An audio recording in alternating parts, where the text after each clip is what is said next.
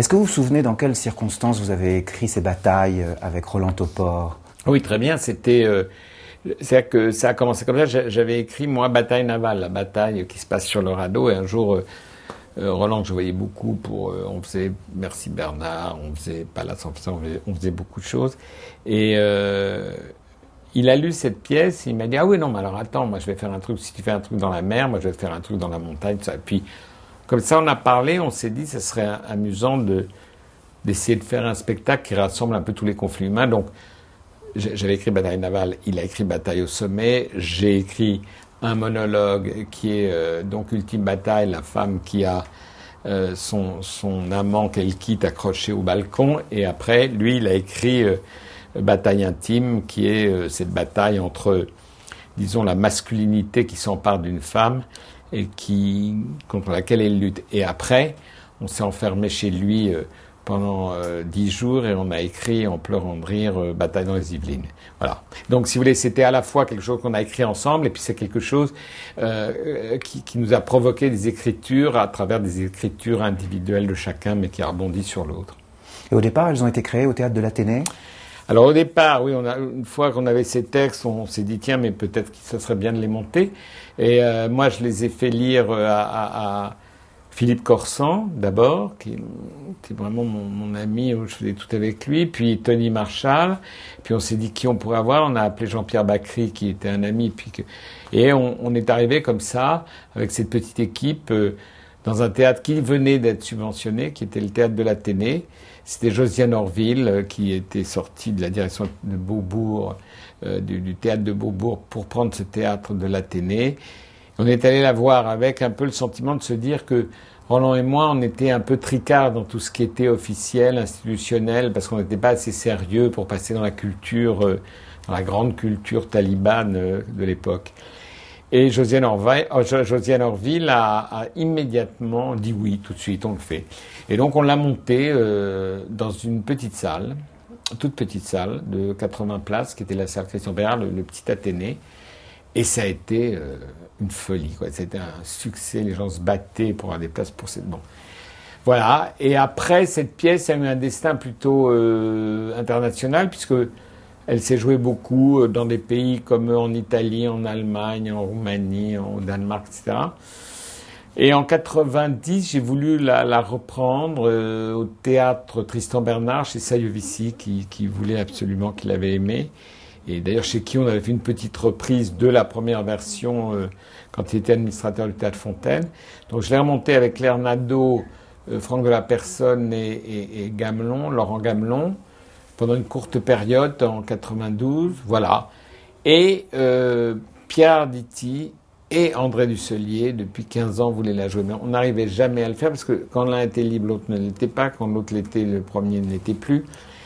Donc voilà. Et là, tout d'un coup, dans cette année du rond-point du rire de résistance, je me suis dit quand même Topor doit être là. Mais comme on respecte notre dogme, qui est l'absurdité de tous les dogmes, mais qui en même temps en a les vertus, c'est-à-dire qu'on ne joue que des auteurs vivants au rond-point.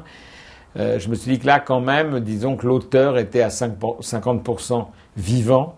Moi, j'avais pas encore les pieds dans la tombe comme Roland.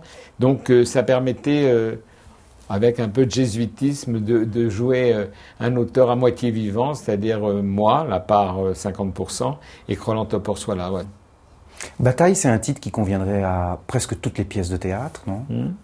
Oui, Bataille, on s'était dit avec Roland que c'est un titre qui peut être celui de toutes les pièces qui existent. Le Cid pourrait s'appeler Bataille. Antigone. Antigone peut s'appeler, mais tout, le Canard à l'orange aussi, Joyeuse Pâques aussi, les pièces de Dubillard aussi. Pourquoi ? Simplement parce qu'aucune pièce ne peut être construite sans qu'il y ait un conflit. C'est ce qui est la base de toute dramaturgie, donc évidemment. Pourquoi il est si important de rire justement de tous ces thèmes, de les aborder par cet angle ? Je dirais s'il est très important de rire. Je crois que ce qu'on essaie de défendre, enfin ce que j'essaie de défendre depuis que je suis au rond-point, c'est le rire de résistance, c'est-à-dire un rire qui est une espèce de résistance à l'étouffement du sérieux, au formatage de la réalité, à tous les pouvoirs, à tout ça. C'est vrai que là, ça fait casser les règles qui parfois nous limitent. les horizons qui sont bouchés par une espèce comme ça, de donnage de leçons, que ce soit religieux, que ce soit civique, etc. Et c'est le rire, en effet, qui est un acte plutôt de liberté. Mais je ne sais pas s'il est si important de rire, parce que la qualité du rire n'est pas toujours la même. Et il y a un rire de résistance, mais il y a aussi un rire collabo. Et c'est ça qui est compliqué. C'est que du moment qu'on rit, on croit que c'est ça. Non, c'est pas exactement toujours ça. Qu'est-ce qu'il a été pour vous, Roland Topor ? Oh, ça a été probablement une des rencontres les plus importantes que j'ai faites dans ma vie. On a travaillé pendant 15 ans ensemble, pour ainsi dire, 3 fois par semaine. Et ça a été quelqu'un qui a été, je dirais, à la fois un très bon ami, je dirais presque un frère. Et surtout, ça a été quelqu'un qui m'apportait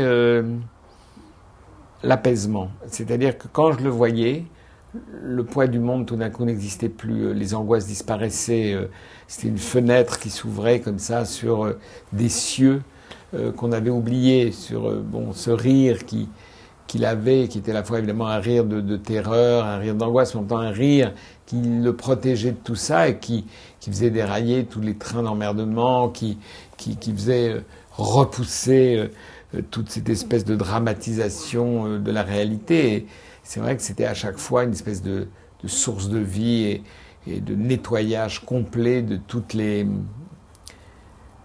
les étouffements. Voilà. C'était quelqu'un de... Vous savez, quand il est mort en 97, c'était très étonnant parce que pendant 3 ou 4 ans, sans savoir vraiment pourquoi, j'avais des crises de larmes dans la rue. Ça me prenait comme si j'avais un manque d'oxygène, comme s'il y avait quelque chose qui n'était plus là pour...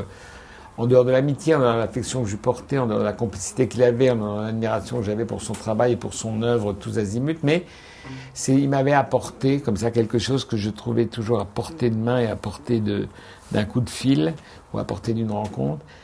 Une espèce d'espace qui vous redonnait des couleurs, qui vous redonnait vie. Et c'est vrai que ça m'a physiquement manqué, et ça me manque tous les jours encore.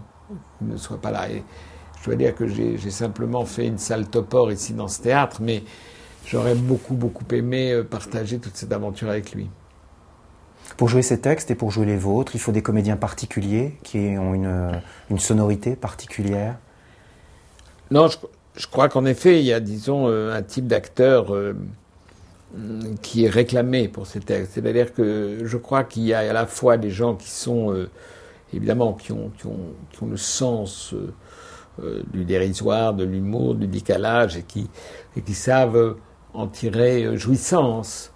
Et en même temps, il faut que ce soit des gens qui peuvent proposer tout le temps un arrière-plan qui n'est pas uniquement celui de la dérision. C'est-à-dire qu'il faut en effet des acteurs qui aient cette capacité à la fois faire rire sans tout d'un coup se réduire en étant simplement des rigolos, mais restent toujours quand même des gens qui ont un univers et qui peuvent, comme une espèce d'aller-retour entre le divertissement fou et en même temps le retour à une émotion qui peut être peut-être grave. Et ça a changé beaucoup de choses d'être sur cette grande scène du théâtre du Rond-Point.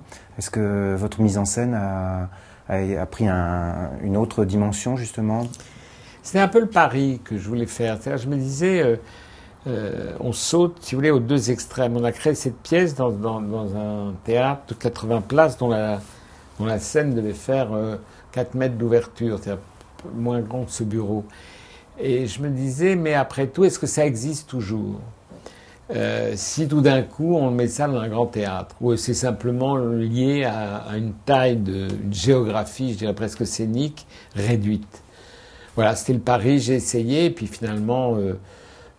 avec Juliette Chano qui a fait les costumes et Jean-Marc Stellet le décor, et Hervé Gary la lumière, on a trouvé quelque chose qui permet je crois, de montrer que ça peut exister dans un espace plus grand, porté aussi par 3 acteurs sans lesquels je ne l'aurais pas fait d'ailleurs, je crois.